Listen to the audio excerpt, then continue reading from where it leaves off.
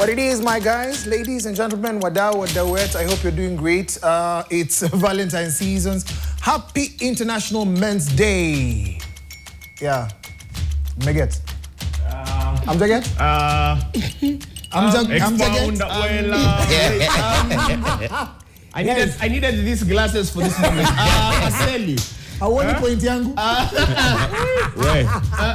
Aseli, surely it's a time for you guys to spend. Aseli, what you're trying to say, are you planning to celebrate? Because sisi tukitoka hapa vile tumesikizana na Samiro na exactly. Tukitoka hapa tunashikwa. Na tunaachiliwa tarehe 17. Unajua sisi hatuhitaji kushikwa.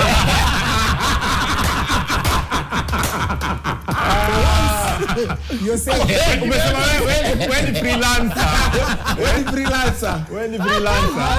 Quick introductions of who we are. My name is Brian Aseli, most bankable host. Man in red is Daddy Mato. Man in floral, I don't know what the occasion is. I hope it's still your birthday this week. Man like Samiro, and of course Ndenga. I'm sorry. How was it? Weekend imekuaje bana? Tanzania Daddy Mato. So Arsenal. Finally. Let's be mature, guys. So Arsenal we know. Mature. This is Arsenal we know now. We don't talk about football on this show, guys. So the next 4 games, we just need the next 4 games to know. Is it really yours to lose or yours to lose? We, Chelsea, you guys had a sit tuko sawa. Unajua Sally, someone said, why worry about Arsenal when you can wait? Yes. Hakuna mambo mingi. To dive ama tukudivie. Check it. But then before we started the show, niliona Aseli akitumia chupa kunywa maji, so as it goes, bottlers. Unajua kikombe hizi tumia. Hizi tumia kikombe. So natumia bottle.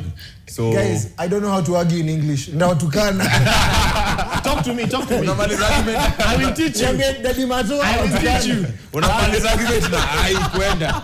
Anamaliza argument hata wewe. Hii ni mbaya. All right, right now we're going to jump straight into the first story. Security incident that occurred when a man breached security to almost tackle the president at an event in Wajir County earlier in the week. Now, in a press statement, the National Police Service maintained that the president and other dignitaries and the public were never in danger, crediting the presidential security team for swiftly de-escalating the situation. The individual involved was apprehended on the spot. Now, first of all, when I saw this guy coming through, I thought me AI. This time around, it's hard to know if it's AI. I'm gonna see AI. But now the video became even more clear with the circulation of it and going viral. Then what do you have to say about this whole incident? First of all, this guy, I understand when I was going through the videos, just to confirm me the background of the story, the guy is running for a seat. For real.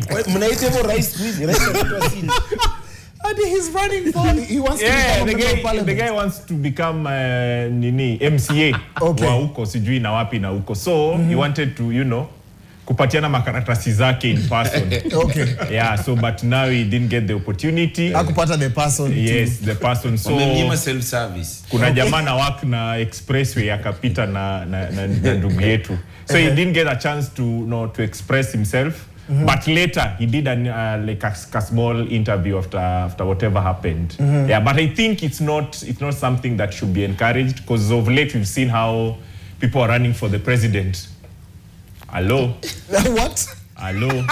Running for the president, not the presidency. Yeah, the I get you, Samiro. Yeah. So I think it's a bad thing, because yes, utakimbia hapo, get one minute of fame, but hapo ukitoka hapo tena utembei. Your generation belongs to the. Unajua kwanza kuna pale anaambiwa achana naye tutaongea. And if you ever thought our security systems don't work, wanaongea. Wewe jua haifanyi kazi tu kwetu. Sababu the speed at which kitu ilikuwa salvaged. Bwana security uli overreact hata. Hata si first reaction. Labda hata alikuwa anataka kumwambia pongezi kwa kazi mzuri ambayo umekuwa. Sidhani alioverreact. That guy looked like akona game kesho. Unajua sasa hii weekend. Yeah, by the way, that guy should play nini. Unaona hata sura yake na body language haiko inaonyesha intention ya kitumba. Wajua mtu anakupiga hadi kunja sura. Unaona? President unajaribu ati intention mbaya. Daddy Mato, hebu tuambie hii story ulionaje? So the years 2008, 2009, 2010, I was in Kenyatta University with my colleague Paul Mungala. With my colleague Paul Mungala Mbuvi, and we would perform for dignitaries. We performed for then the late Minister George Saitoti. We performed for the Deputy President, the Vice President then Kalonzo Musyoka, and then the opportunity to perform for Kibaki, the then President, came. So we had this habit where, as we are performing, as part of our joke, we would approach whoever that person is, tunamwambia either gote, and just something fun and young as at the time. Just something not funny, but you know. Yeah, something fun. I said something fun, not funny. So this time we were performing, and when we were rehearsing, we did not tell who was adjudicating our performance before we performed for the president, that is Louis Otieno, the late, that we planned to approach the president and say hi. Wacha nikwambie wakati wa kufika hapo happen. Tulisema we have one question for you Mr. President. Tukana tukikaribia. Wacha nikwambie vile security walisimama kwa kona. Tulishtuka. Immediately tukasema ni salamu tu, hatuna mambo security. We went, shook the president's hand. We had also done it with the late Raila Amolo Odinga, and then tukamalizia hapo. How we knew our lives were in danger at the time was at the time there was the live broadcast. Whoever, the station that was doing the live broadcast, we had friends and they told us, do you know, we were ready to cut to commercials just in case bullets started flying. Wait, what?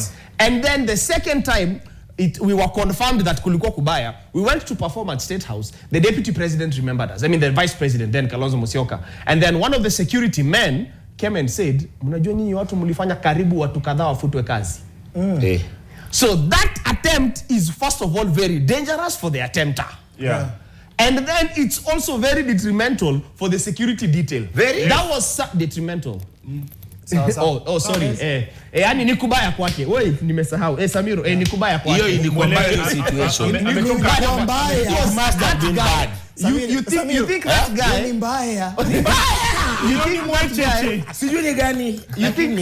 You think that guy was running to save the president? No. He was running to save his job. True. That security man was running to save his job because angekaribia, his job would have gone. Maybe I've experienced the same with the security detail president, former President Uhuru. So we went to KICC to take photos. I went to KICC to take photos. So it was one of these sako, hizi masako zote, they have an annual event. So nimeenda kupiga picha. Then 30 minutes before, we were told that president anakuja kwa hii function. And you see, me juu niko na kamera na panabaka stage napiga picha na jambia, president akikuja kwa function, normally what happens ni hauwezi pata opportunity ya kupanda kwa stage kupiga picha. So but it was easy for me napiga picha, naenda kukaa mahali na jambia, in case atakuja, this will be my spot. Then at that particular moment kulikuwa na dem fulani amekaa tu hapo amejiachilia. There had to be a girl. Yes. No, sisikie story yangu jamani. So now this lady tumekaa na yeye ako na vumbi kwa kiatu nini tumetulia. At some point nikipiga mapicha she asked me sasa utakaa hapa ama utasonga? Nikamwambia nikamwangalia nikauliza sasa udem. Sasa hii ni swali gani ananiuliza? Sasa yeye ni nani? Nikamwambia mimi nazunguka. Okay, nikanyamaza. Nikaendelea kupiga mapicha like 10 minutes to president afike. Nikaona sasa maviti zinaanza kusonga, vitu zinasonga, nikajambia ndio hii. Sound inabadilishwa, vitu zinaikuwa zingine, nini nikajua president sio anakam. So nikaenda kukaa pale mali nilikuwa nimekaa tena. Kumbe mali nimekaa, mimi nimekaa karibu na njia na sijui nafunga security details, lazima uangalie places ziko clear. I'm telling you, the president alifika hivi, nikatoa kamera kupiga picha. Ule msichana alichange. Akashukisha kamera yangu akaniambia usipige picha hapa. Nikajiuliza ude mdogo ananiambia nini? Wacha national anthem michezo hivi akavuka mbele. Nikaona kiuno vile imejaa, nikajiambia blood of Jesus. Si zile vile umezoea. Sile kiuno nimezoea. Hivyo ndo nilimaliza kupiga picha kwa hiyo event, si kupiga president picha. Kwa sababu ile madharau karibu nimuonyeshe pale bila aliniuliza. Kumbe she was placed hapo kuangalia movements za around your corner. Ni nani ana move? Wewe una move sana. And the moment you're moving a lot, where so you become, Na vile deno uongelesha wasichana vibaya. Mimi nimekuona. Wasichana vibaya. Relax. Sikia, but the presidents have been attacked before. Wewe ukurudi hata mabaya gani kiuno? What? Bro, kiuno ndio ilikuwa imejaa. So nikaona hiyo haiwezi kuwa ni kikombe amebeba. Si Stanley Cup amebeba kwa kiuno. You're not working with your nini. Relax. Okay, I'm sorry. So those people are thorough, by the way. Presidents have been attacked before. Yes. And we've seen people like George W. Bush, Wakirushio Viatu and stuff like that. So right now we're going to take a short commercial break. On the other half of the break, we have great stories. And of course, use the hashtag TTTT.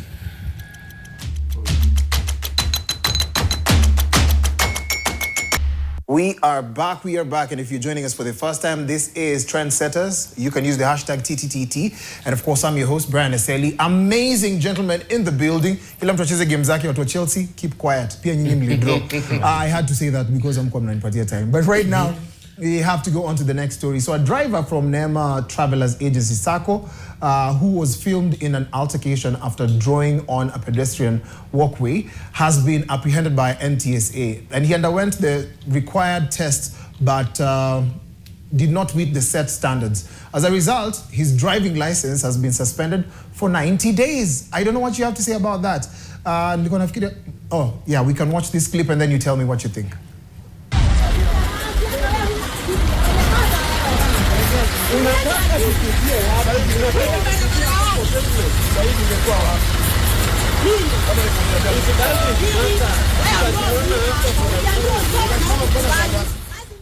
Ndenga, shida ilikuwa nini ndio ukablock gari?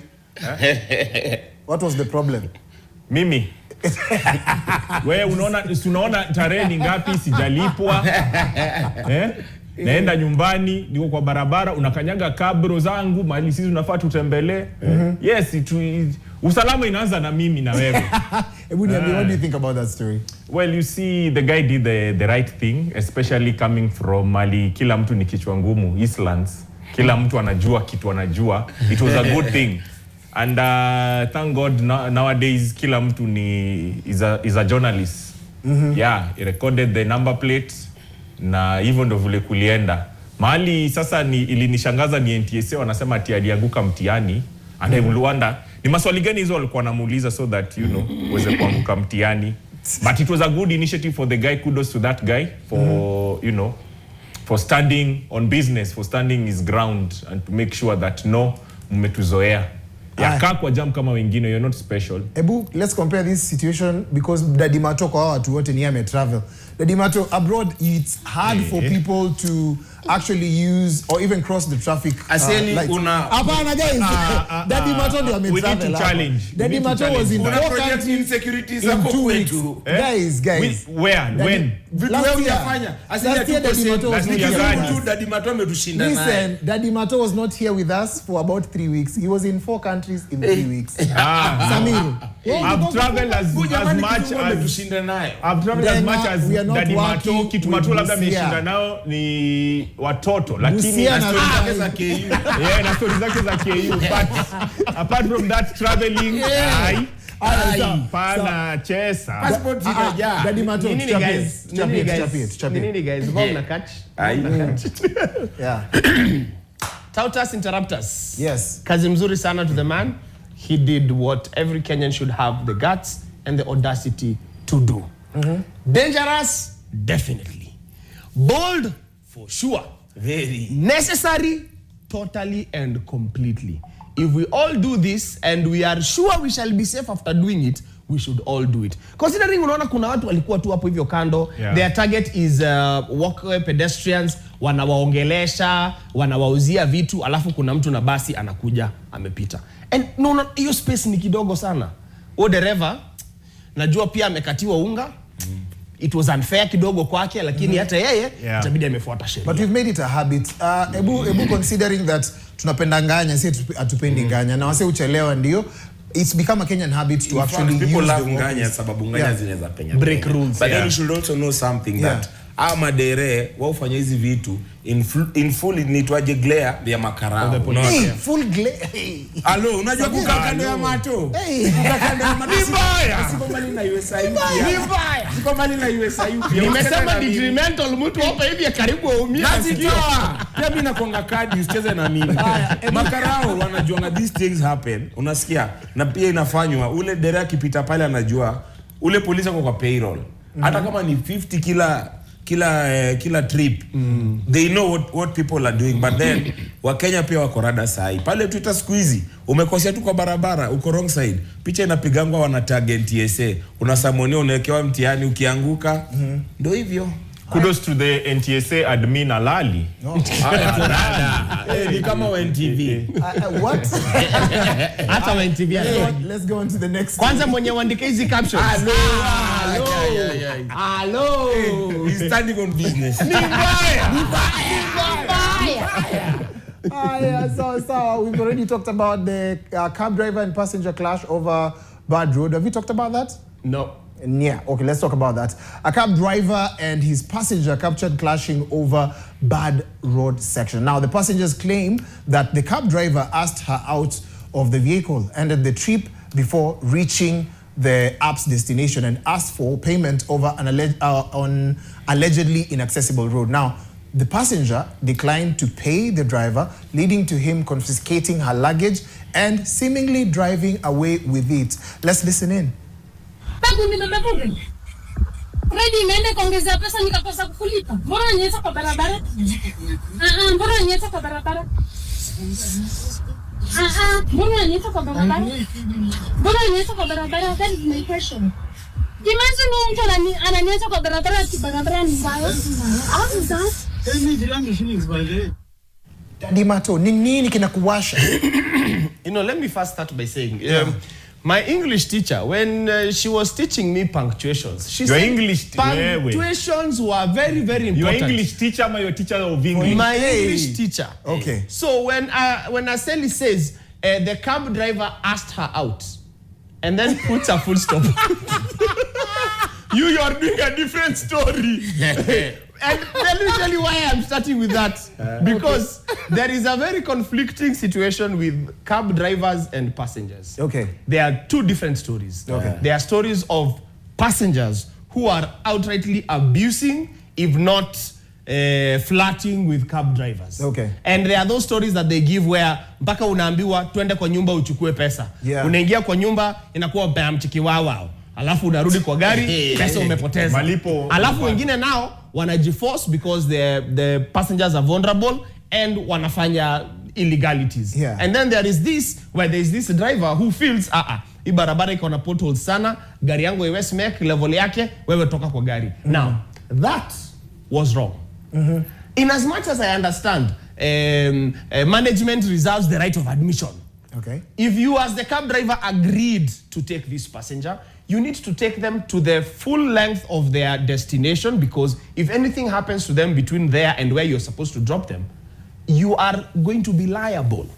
He does not know that he's also risking his own life and freedom because of doing something like that. So, si mzuri alichukua mizigo ya msichana akaenda nayo.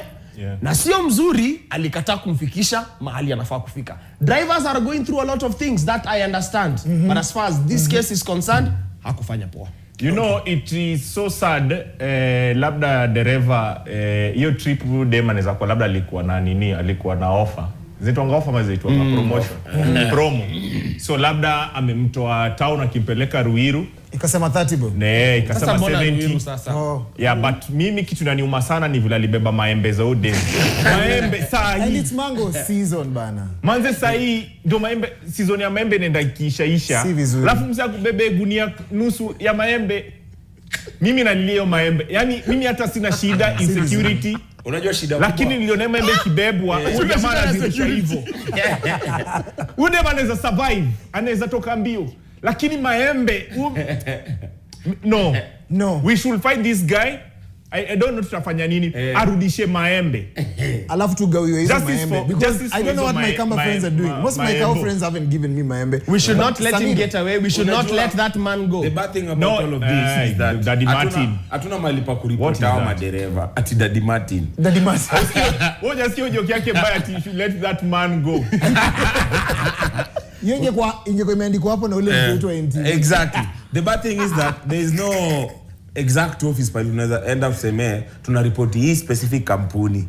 Hakuna ofisi na hiyo linabo sababu mimi nimekuwa victim once, ni venye sasa mimi ni jirani ya Ndenga kidogo kunishaini si rahisi sana. Unajua kwao nilipewa discount, akademand, request, akademand mimi lazima nimpe, nikamuuliza lazima ni word strong na maybe hatutaelewana, unaona. So ikakuwa story, na because sikutaka altercation nika record for the sake of safety sababu vitisho zilikuwa zimeanza kufly. But then kama ningekuwa mnyonge kidogo nikuwe harmed, hakuna mahali pa kureport. Mtoa vumbi kidogo. Siwezi sasa, unataka nikose kazi. Inakuwa tu ile nani? Hapana. But it raise a lot of questions because there's a lot of mistreatment both ways. Kuna wale wase wenye wakiingia kwa cab, they actually behave badly. There's a cab driver that I was talking to, and they were like, hey man, on Fridays we have the hardest time washing our cars on Friday night and into Saturday morning because people throw up in their vehicles. So this one was an incident of not throwing up, it was being thrown out in the middle of the road. Aya, pia mina kuuliza Daddy Mato, you're a cab driver, ufike mahali uone, unaingia kwa area inakaa yenye it's not really familiar. You wouldn't make the same decision to actually stop and say, listen, I can't go from here. And then, kama unataka kunilipa, unilipe. Kama utaki kunilipa ni sawa. But for your safety, juu pia kuna areas zenye, uliza Samiro hapo, juu anaishi karibu na kwa kina Ndenga, unaweza uniza pia Ndenga. Because kuna areas zingine zenye you can't actually use a cab late night. So what would you do in such an incident? Well, you see, for normally what happens, dereva ikifika usiku, probably from 8 or 9 or 10, they normally ask you, where are you going? Where are we heading? Okay. So that he assesses the situation. Then akuambie, no, I'm not going. Cancel, ama tafuta dereva mwingine.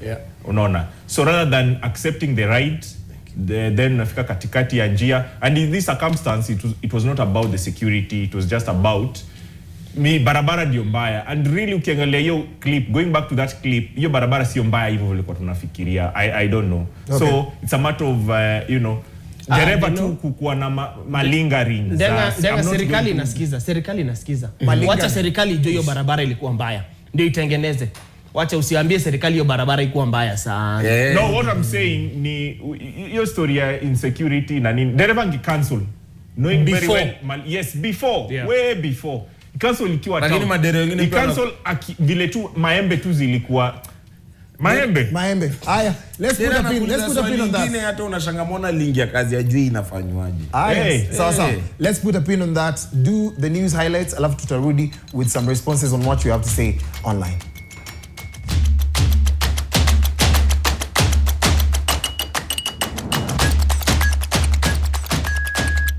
Well, I hope you're doing great, and if you're out there joining us right now, means that you are in for a good treat. We are breaking down some of the craziest stories throughout the week. The hashtag is TTTT.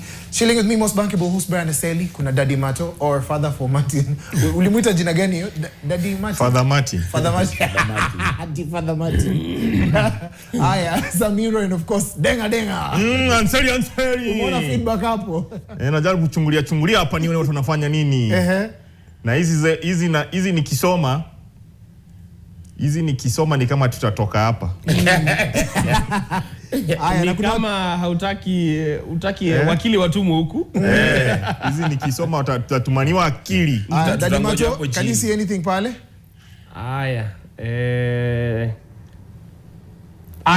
Okay. Kuna moja hapa anasema ni Jenny guys watching the show from Busia. Imagine huyo boy Kimbilia Prezo has been arrested and already interrogated by the DCI. Of course, even the IG said investigations have to be ongoing because they need to be sure. In as much as there was no danger, they need to be sure what his intentions really were. Hapa kuna mtu anasema, John Omondi anasema, mimi niliattend rally ya Kibaki 2007 Muliro Gardens na nika shamga security detail ikikataza hata kupiga simu close. Wacha hiyo movement unazungumzia. Hawa watu ni wanyama, wanaweza kukupiga marisasi na hakuna mali utawapeleka. Aya, kuna mtu anaulizia where is our lady Cindy Lands? I don't know what lands, kama ni internal joke kama ni nini. About this guy running for president, Wakome. Ndenga mtu alipata joke yako. Are you aware that for security purposes, president's words are coded? President kusema achana na yeye akae hapo could mean arrest him, asitoke hapo bila ku explain ufala zake. I don't know if it's a code for what, code word for that. Alafu kuna yule ana complain anasema Joseph Achote anasema mmeona on X in South Africa a cab driver akiwa mugged. Same happened in Dubai. So yana feel ni kama whatever was happening was actually something crazy, and the driver was almost right for just allowing that passenger to go. This is now the updated version of the president on the go. Scooby Sosh anasema hivyo. Right now, we're going to go on to the next story. A viral video sparked a debate in Kenya over the balance between privacy and sharing the gospel. Now, a woman confronted a preacher after he entered her property without permission, causing a stir. Kenyans were actually divided over the incident, with many voicing differing opinions on the importance of privacy rights versus religious freedom. Let's listen in. Wili anaingia anajifungulia gate. Ni kwa sababu huku karibu. Mimi sitaki neno la Mungu tafadhali. Kwa Mungu. Mungu yenye unakuja unafungua gate yangu alafu unaniambia tunataka kunipea neno la Mungu. Hapana, sitaki. Sitaki neno la Mungu, bye. Bye kabisa. Sikizi mtaki neno la Mungu watu wangu. Si ati watu wataki neno la Mungu. In fact naona nikati tunafaa kuchukua ile route ya Rwanda. Huko kama una certificate pia ukubaliwi. Yeah, kama una degree you can't actually. Naona ni kama mtu akisha survive mob justice, ama mtu akisha survive njaa zake na nini, ama akiamua amekosa biz, anafungua kanisa. So you'll find some things zina happen kwa market, pali biashara inafaa kuendelea poa. Kuna mahali pastor anakuja amebandika hapo speaker nini. Not that atujui tunafaa kuenda kanisa ama kusikiza neno la Mungu. I know inakuwa debate sababu I feel like wengine wetu tumekuwa over spiritual, but venye society inaendelea kizorota, haikai ni kama nenye hii ni Christian country. But is this a Christian country as is not by what people are doing. Okay. Sasa Ndenga, what do you have to say about this? Amtaki injili bwana. Well, you see, injili ni muhimu sana. Na kuna, it's called outreach. It's a good thing to go and get more people, more followers to follow the Christ. But again, it must have boundaries na nini. We know the churches that normally practice this. The same way they do this is the same way other churches take crusades. Yeah. So it's a similar thing, but now crusade nyote mkuje in one place, then sasa from there it's an outreach in short. But sasa in this, tunafanya mbaya. Why do we send away unajua kanisa inaitwa Jesus Christ nini of the latter days, Church of the Latter Days? Yes. And then there is also Mormons who also knock on your doors, and then sasa wale famous Jehovah's Witness. Wanakujanga wanakuuliza, je, unataka kumjua? Unamwambia mimi nafua. Kwa nini huwa mnafanya hivi Daddy Mato? Najua uko na washing machine, so unaweza kuwa unafanya kitu kingine yenye sio kufua. I see you, bro. So what saddens me about this is not the what, but the how. It's not the what. There's nothing wrong with what they are doing. They are spreading the gospel, no problem. But how are they doing it? That is wrong. You can't just walk, like, not in the times that we are living in, you can't just walk into somebody's gate that is closed na ujaribu kufanya kitu kama hii. Alafu pia ukiona vile hawa watu wamekuja. Unajua inasemekana wakati Yesu alikuwa akieneza injili yake, alikuwa anakaa mzuri, alikuwa anakaa sawa, alikuwa anakaa sambamba, alikuwa ameoga, alikuwa msafi, alikuwa attractive to wale watu ambao anaenda kuongelesha. Sinasikia alikuwa surrounded na ladies. What are you saying? Hello.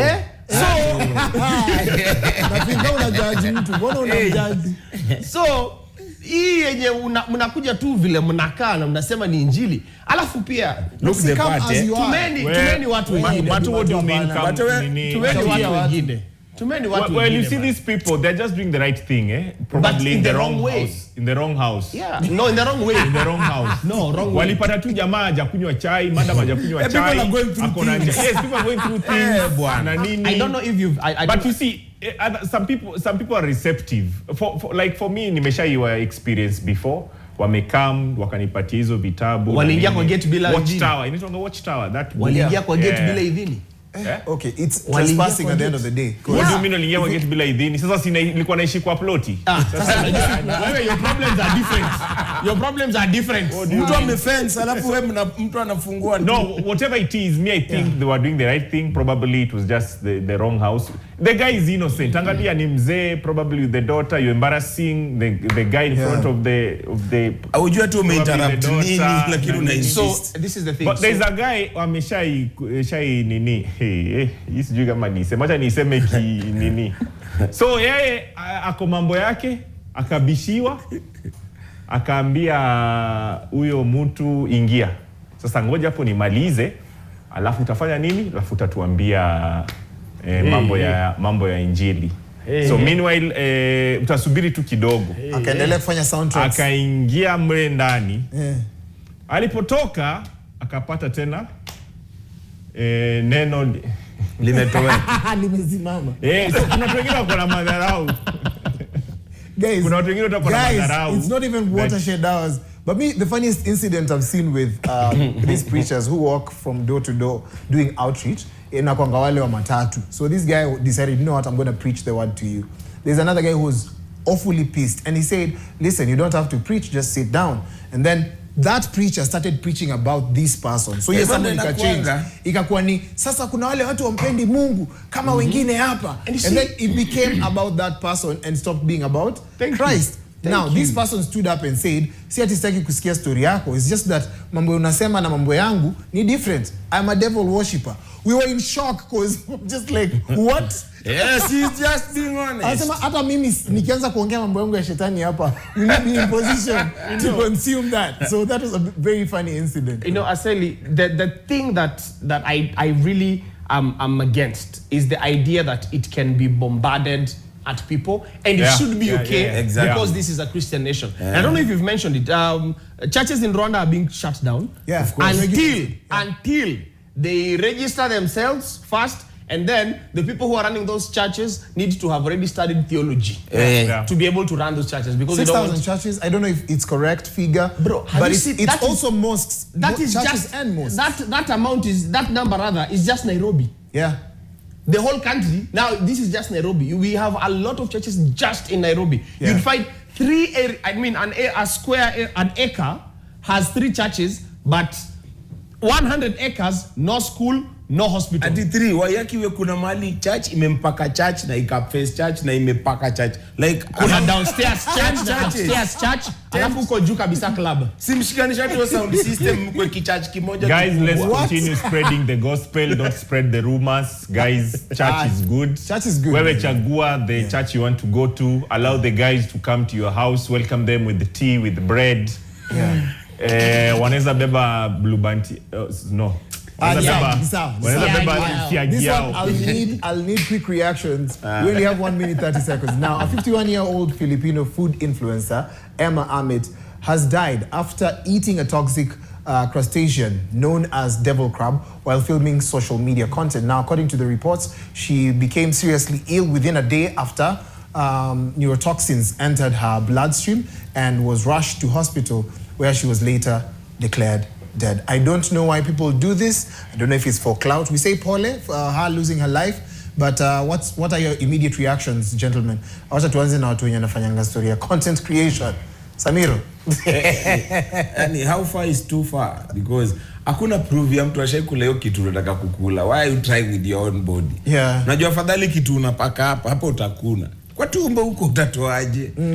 Yani lazima tukue na ability ya kudifferentiate. Hii ukifanya, because not only hiyo part ya kukula, labda ule mtu pia ali experiment na but ndo akalifanya tukabua ile story ya COVID. Bwana, like punguzeni experiment, fanyeni zile ziko sasa peke yake, kuleni mchele, kula ugali, kula mambo ya kawaida. Daddy Mato, another incident of hugging trees into eating things that we're not supposed to. There's a Kenyan who ate a spider na hata ikamramba, and I think kutoka hiyo time hajai post content ya kitu kama hiyo. Oh yes, you can say that again. Yes, and then there was I think just the other day, aliachana na content. There's somebody who blended a coconut yote akaikunywa yote ikiwa sijui akamix na nini. You know, when it comes to social media, I mean, we can only try and say don't do some things that are outrightly stupid, but you know what, you do you. Okay. Wewe utaenda kukutana na wewe unapigadi rangi ya kiatu. Hebu niambie.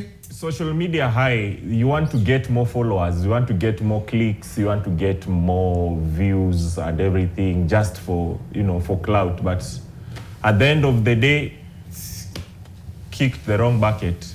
Wait, what?